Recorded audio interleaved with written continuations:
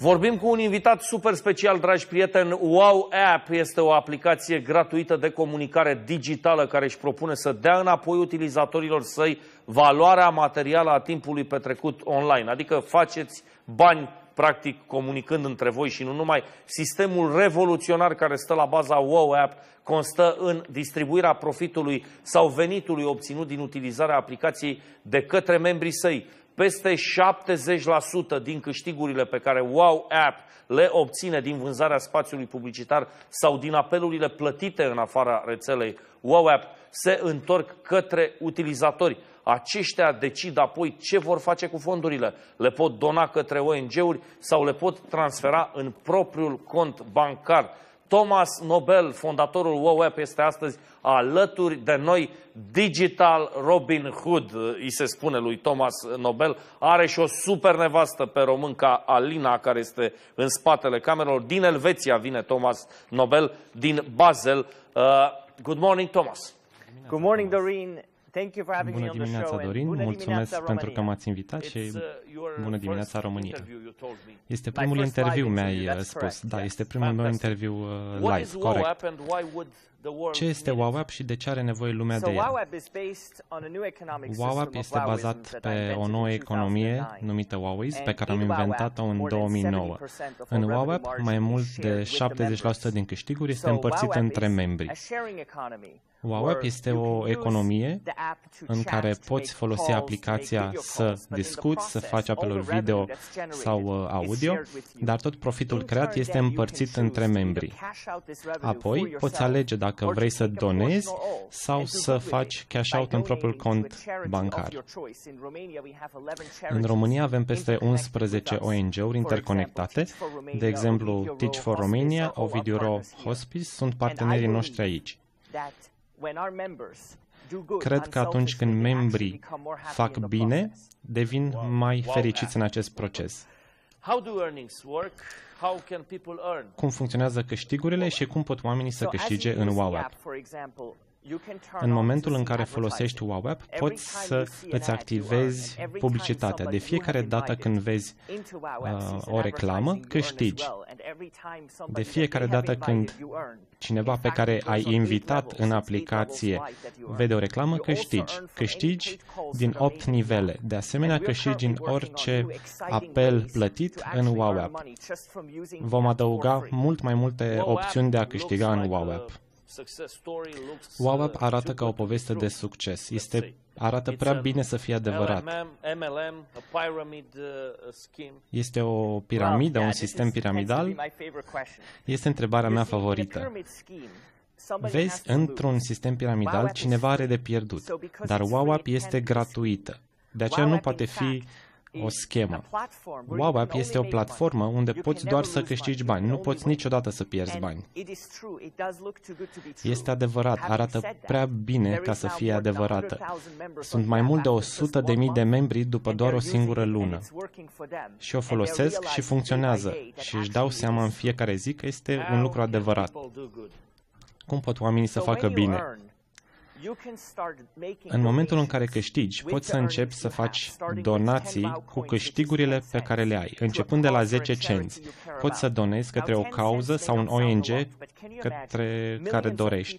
Dar imaginează-ți milioane de oameni în această lume donând 10 cenți în fiecare zi către o cauză la care țin. Ce diferență putem să facem împreună, toți din această lume? Sună atât de entuziasmant. Oamenii pot să facă cash out în propriul cont bancar, pot să aleagă cât să dea către ONG-uri și cât să transfere în contul bancar.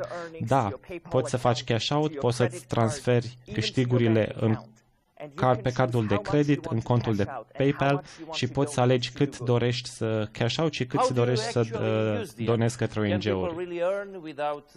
Cum poți funcționa, cum poți utiliza aplicația? Ești invitat în aplicație, downloadezi aplicația, este cel mai bine să o downloadezi pe telefonul mobil, pe tabletă, dar și pe calculator. Pe măsură ce utilizezi aplicația, câștigi din reclamele pe care le vezi sau din apelurile plătite pe care le faci. Apelurile între membrii WOW App sunt gratuite. Cât poți să câștigi? Suntem la început. În acest moment, câștigurile nu sunt foarte mari. Dar gândește-te, cu cât mai multă lume va intra în aplicație, cu atât mai multe câștiguri vor fi și mai multe activități vor fi disponibile. Advertiserii apreciază acest concept în care utilizatorii, membrii, pot vedea reclamele. Voi face următoarea declarație. Ca în orice economie, vor fi milionari și în această economie.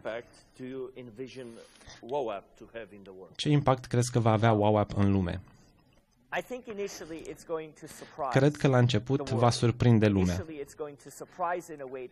La început va surprinde că e o aplicație prea bună să fie adevărată, dar ulterior, cred că majoritatea oamenilor care vor câștiga bani vor lua o parte și vor face bine. Poate este 8%, poate 10% sau mai mult. Iar pe măsură ce fac acest lucru, experimentează donația. În momentul în care toată lumea are acces la un sistem unde poate face o diferență, vă dați seama ce exemplu va da această aplicație într-o lume în care totul este despre mine? În toată lumea, în toate țările, în același timp? Îmi pot imagina, într-adevăr, sau nu. Ce ai dori ca lumea să facă cu WOW App? În primul rând, aș dori ca oamenii să intre în aplicație, să aibă o minte deschisă, să folosească aplicația și apoi să invite pe toți pe cei pe care îi cunosc. Să împărtășească ideea de WOW App și să facă bine, beneficiind în acest proces. De ce ai ales România pentru a construi WOW App? Ce au românii în plus? Am fost în România de ceva vreme și pot să vă spun că lucrurile care îmi plac cel mai mult despre România, cât de prietenoși sunt românii cu străinii ca mine. Am fost tratat întotdeauna excepțional. În al doilea rând, talentul pe care îl avem în echipă, programatorii pe care îi avem și abilitățile lor sunt foarte greu de găsit. Nu zic că România este singura țară cu programatori buni, dar nu sunt multe țări care au programatori atât de buni. Iar în al treilea rând, abilitățile de vorbire a limbilor străine. Cred că doar câteva alte țări în lume mai pot avea o limbă engleză atât de bună ca în România. Prieteni, Digital Robin Hood, 37 de ani, îndrăgostit de Alina, 70 de programatori, peste 70 de programatori au lucrat la WOW App, o aplicație de care trebuie să fim mândri atunci când va cuceri lumea, pentru că o va face cu siguranță. Aderați și voi la ea pentru că merită. Luăm o scurtă pauză de publicitate și urmează Fresh Refresh imediat cu Alexandra Păcuraru.